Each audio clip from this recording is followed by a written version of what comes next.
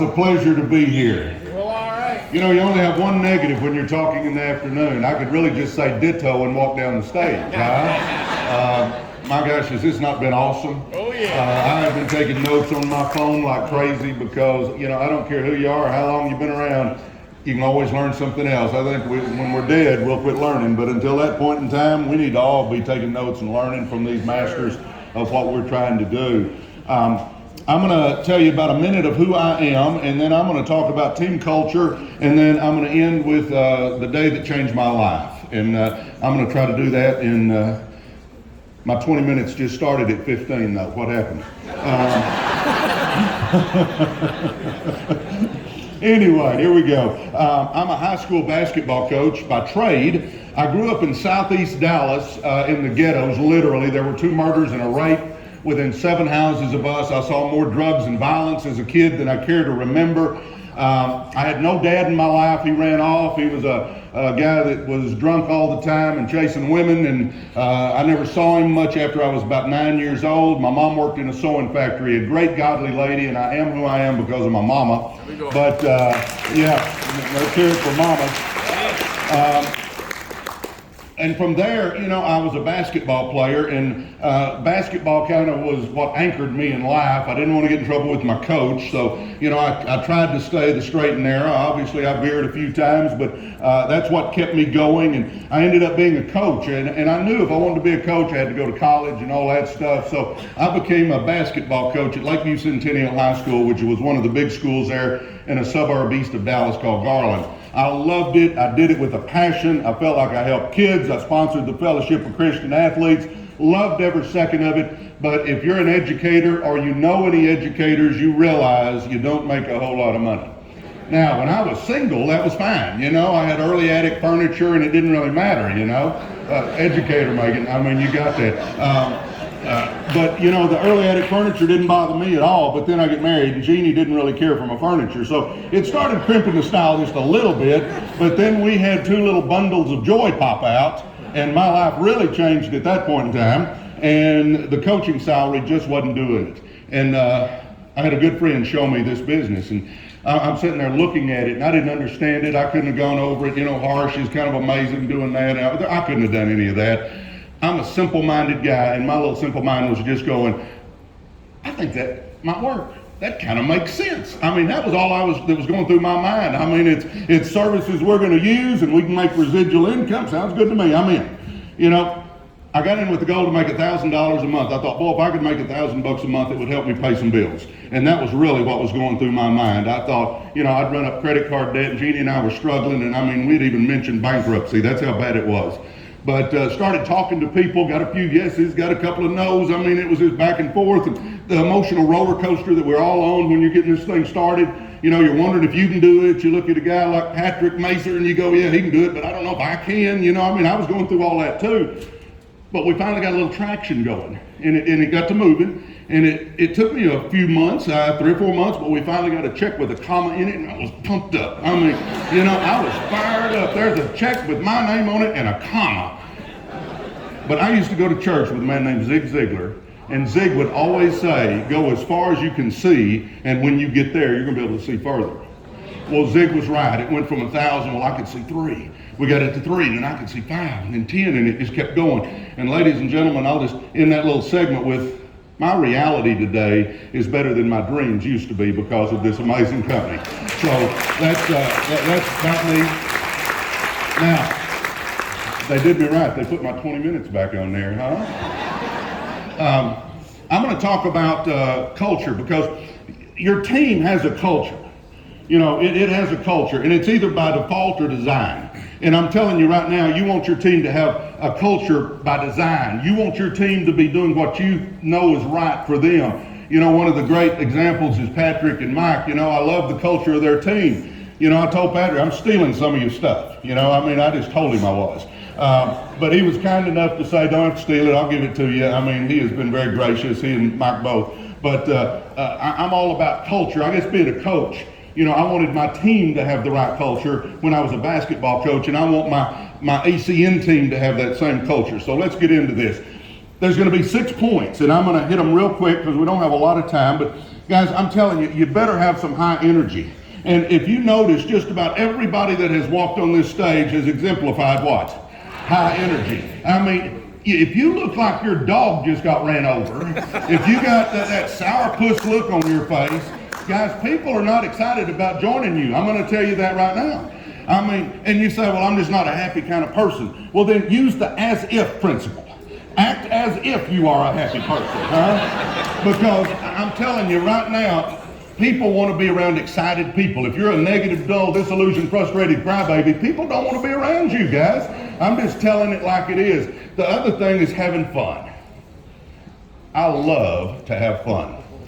And I love to have fun with my team. We went out last night. I took a bunch of my leaders out, and we went out and had dinner and hung out, and Tony got to come talk. I know Patrick and Mike did it. And I mean, you know, we go have fun. And you say, well, my team's just a little bitty or whatever, then that's fine. After the meeting today, get your team in a corner and high five and talk to them and be excited and stuff like that. You can have fun doing all kinds of stuff. You may just pick up the phone and call somebody on your team and not even mention ACN. Just ask how the kids are. Hey, what's going on, man? Glad you're on our team. I just wanted to check on you. And I mean, just stuff like that. We want to have fun because people go to that job, and most people, if you believe the experts, they say about 80% of the people don't enjoy going to their job. Well, guys, we want to make this something where they have fun. You know, everybody wants to be part of a team. Everybody wants to have a little fun. Guys, we need to have high energy, and we need to have some fun with our team. I mean, that should be one of your goals, is to have fun. Number two, and this is one of my passions in life, learning and growing. I believe with all my heart that if you want more out of life, you've got to become more. And that is proven out by my life totally. When I was in college, I knew I had to have a degree to coach, but I was on the just get me out of here program. I mean, I didn't want to tax the brain cells too much. Now, I learned some, absolutely, but I could have learned so much more. And now I look back on it with regret. I hate that I had that attitude when I was in college. But I tell you right now, my whole attitude has changed about that. I am a lifelong learner. A lifelong learner. I am trying to learn. I'm trying to pick up from people. And I'm going to give you 3 ways I think we all should be working on ourselves. Because again, if you want more, you got to become more. You don't chase success. You attract success by the person you become. We all need to be more. And we all can be more. And I don't give a rat's rear what your background is. See, we can't go back and make a new beginning, but we can all start now and make a different ending. And that's what we want to do. But you need to read a little bit. I taught math so I wouldn't have to read. I mean, I have a hard time spelling cat. Thank the Lord for spell check and my wife. I mean, you know, it's crazy. I've written 2 books and I can't spell. I mean, I can't spell. My grammar's terrible, but I get people to fix it, you know? I mean, but the whole key is you got to be putting good stuff in your head, because get this, your circumstances are because of your actions, and your actions are because of your thoughts. Well, guys, I grew up in the ghetto. My thoughts weren't real good. I mean, that wasn't a precursor to success, I'll tell you that. So I had to get some new thoughts up in my head on what success means and how to get there and read. And I've got an app on my phone that'll read to me. Can y'all believe that? And I read. I mean, as I'm driving along, I got that thing playing and it's on my Bluetooth, so it's real loud, and I'm listening to these guys, and sometimes I miss my exit because I'm so engrossed in what I'm listening to. I'm always trying to read. Number 2. Instead of watching that time-wasting electronic income reducer that some people call a TV, yeah. I call it a time-wasting electronic income reducer. And before you throw tomatoes at me, I'm not saying I never watch TV, but about the only thing I turn on, I'm a Mavericks fan, and I like Luka Doncic, and I'll watch a Maverick game every once in a while. And every once in a while, Jeannie and I watch a movie late at night. But I'll literally go a week or 2 and never turn that TV on, guys. I'm telling you, I've got better things to do. Here's my theory on that. I don't want to watch millionaires having fun. I want to be a millionaire having fun. And we're not going to do that if we're watching that TV all the time.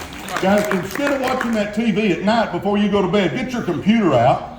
And how about Googling Zig Ziglar, Stephen Covey, Les Brown, Joyce Myers. I mean, you can just go down the list of personal growth giants. Why don't we Google some of them and watch 30 minutes of that before we go to bed instead of some of that mind-numbing stuff that we get used to watching? Guys, you know what that'll do? Your mind never sleeps. All night long, that last 30 minutes, whatever you put in there, that's what your mind is dwelling on. Why don't we have our mind dwelling on stuff that's going to help us change our lives and our families' lives? Guys, we need to be doing that instead of the time wasting electronic income reducer. And my last one before I move on is, we all know winners and we all know losers, don't we? You know, I used to pull my basketball team together at the beginning of the year, and wasn't quite this many people. But I would talk to them about how to act and dress, and you show respect, and you say yes ma'am and no ma'am and yes sir and no sir. I mean, I was a stickler on that kind of stuff. But somewhere in my talk, I'd always look at them and I'd say, guys, you show me who you run with, and I'm going to show you who you are or who you're going to be. I'm telling you right now, ladies and gentlemen, that applies to me and you too. Do you understand that? See, here's the problem. If we're running with losers, that stuff starts what? Rubbing off on us. And all of a sudden we start getting that losing attitude. See, it's next to impossible for you to be positive if you're running with a bunch of negative people. But here's the deal. If we're running with winners, and my gosh, I love running with the people in this room right now, I'll tell you that. But if we're running with winners, that stuff rubs off on us. My gosh, I love running with Orrin and Megan and Patrick and Mike and Melissa, and I mean, I could just go down the list. I love being around these new guys that are new in my life and my new friends, because, man, they're talking about big stuff and it fires me up, and I mean, I'm all pumped up because I'm running with people that have aspirations, that are growing themselves, that have motivation. Ladies and gentlemen, I think probably the biggest determination, but I don't know the word I'm using, determinator. I don't think that's a word. See, I'm not very good, but the biggest determining factor of your success, I believe, is going to be who you run with. I really believe that. So I'm not saying hold a meeting with all your friends and family and say, hey, all you losers, I'm not going to spend any time with you anymore. I'm not saying do that, but I will say this. You know the winners in your life, spend more time with them. You know the losers in your life, spend less time with them. Guys, we need to read, we need to watch, and we need to run with winners. We need to grow as a person. Recognition and promoting. I mean, ACM does an amazing job. And congratulations to you that just got promoted. What an awesome deal, man. I'm so proud of you. And you know what that should be for the rest of us? It should be motivation that we can be up here too. You know, I mean, it just should. But, you know, we need to recognize everything good that our team does. Whatever you want your team to be doing, recognize it. And I'm going to tell you right now, and you've heard it over and over again, but people all the time say, Presley, how have you made all that money? I can tell you. I showed the plan and showed the plan and showed the plan and showed the plan and showed the plan and showed the plan and showed the plan and got tired of showing the plan, but I kept showing the plan and showing the plan and showing the plan and showing the plan. See, it doesn't take special ability. It just takes action. You just got to get your butt out there and do it. I mean, that's really what it's going to boil down to. And when your team's showing the plan, you be high-fiving them and talking them up on Zooms and everything that's going on, anything that they're doing that you know they should be doing, you be recognizing that. Because as my buddy Randy said, put the cookies where you want the kids to go. And I mean, we need to be recognizing the actions we want on our team. And then obviously promoting goes without saying, and we had promotions here. You need to be talking it up to your team about getting promoted, getting to that next pin level. I have more I could say, but I don't have the time to, okay? Attending events, I'm not even going to go there because I'm preaching to the choir, but I'll say this. When he asked who wasn't from Atlanta, about half the room stood up, and I'm so proud of you guys because you've made an effort to be here today. Guys, we all need to be planning on being in Dallas on January 29th, and the bigger deal is we need to be planning on having a bunch of our team members with us. Because I'm already sitting there sick at my stomach that I don't have more people here because they would have benefited so greatly. And the other thing, when you go to big events, guys, watch your team explode coming out of them. But you got to have you there and you got to have some team members there. And January 29th is our next target on our calendar. We've got to be there. All right. Personally sponsoring. This is the one that probably kicked some of us in the shins. I know it did me until recently, but I got my butt back in gear. I'm telling you right now, we need to be out there personally sponsoring. Do you understand this is a monkey see, monkey do business?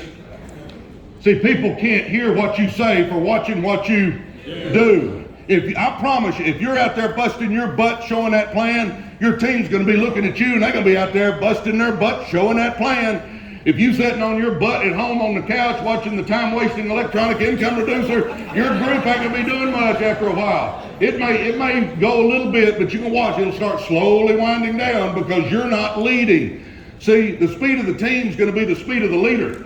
That's just the way it is. You gotta understand, whatever you want your team to be doing, yes, we recognize it, but we also have to be doing it as well.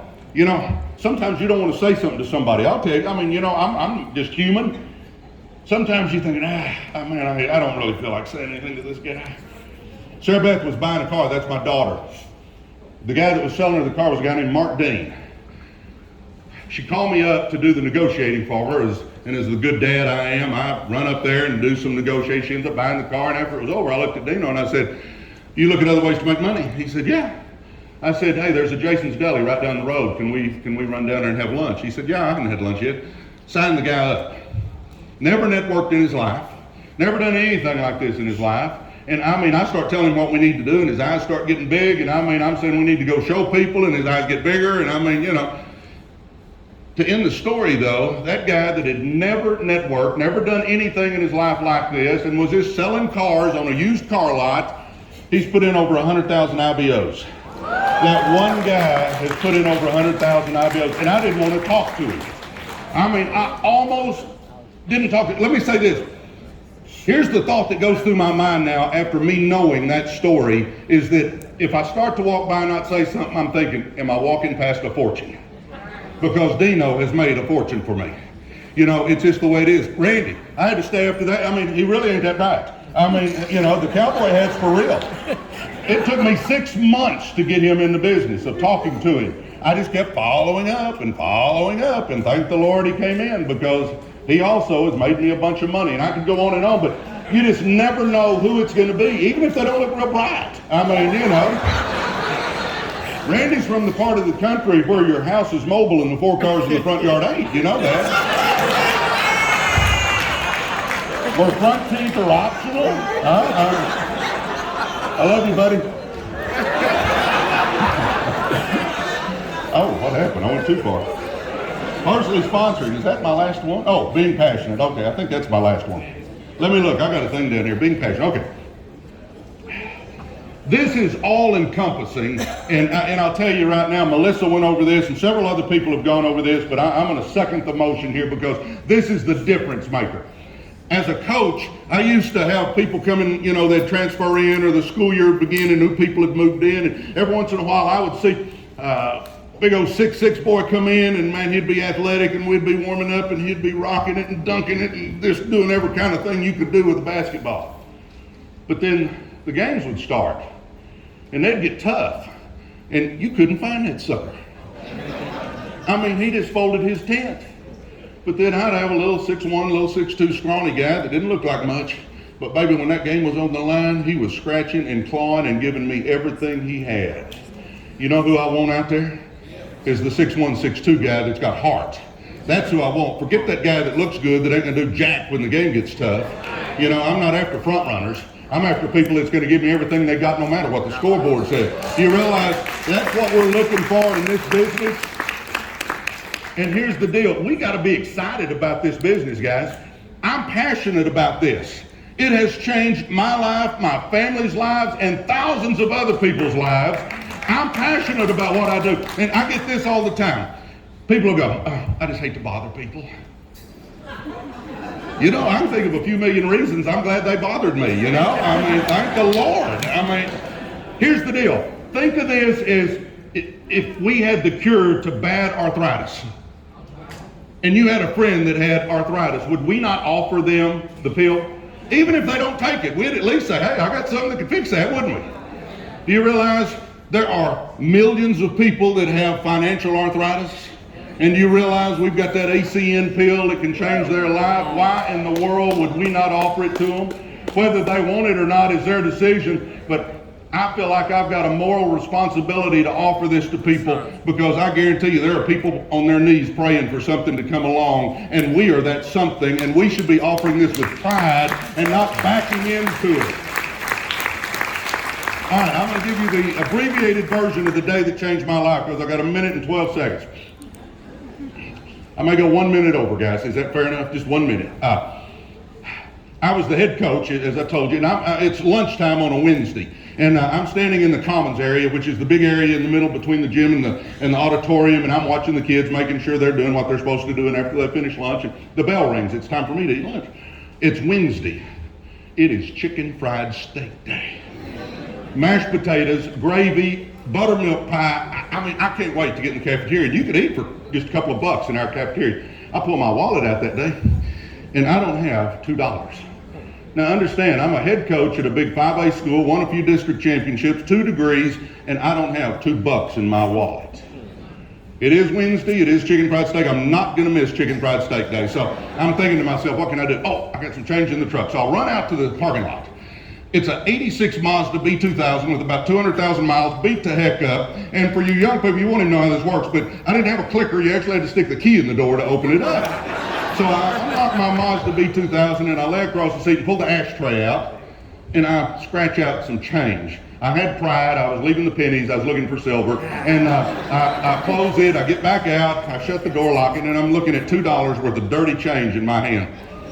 I don't know why this happened this day, because I wish I could say this was the only day I had ever done that, but I'd done it a few times. But I'm looking at that and something hit me that day, that this is my life. This is my life. Scratching dirty change out of an ashtray to eat a flipping $2 lunch. I wasn't sitting in a meeting like this with the most amazing business opportunity in the world in front of me. I was in a parking lot. I didn't know what I was gonna do, but I knew at that point in time, this boy was gonna change his life. See, I'm gonna challenge you today, let's change your life. You're not in a parking lot, you're here, but let's make the decision, and I believe, somebody was talking about it was a decision. I believe it's a decision you make, because if you just play with this, you're gonna get play money. But if you'll make a decision that this is going to be burn the ships, I'm all in, I'm jumping in the deep end, you can change your life and your family's life, and you can leave a legacy that you're proud of. You can show people with your last name that you can do something special. See, we either make excuses or we make money. I'm going to say it's time to stop making excuses. Repeat after me. I'll say it the first time, then you say it. I made my last excuse yesterday. I made my last excuse yesterday. All right, let's say it like we mean it this time. I'll say it again, then you follow. I made my last excuse yesterday. I made my last excuse yesterday. I promise you, if you will live by that, and if you'll quit making excuses and take responsibility, you can change your life. I believe with all my heart there'll be 2 groups of us. The group that's glad they did, and the group that wishes they had. God bless.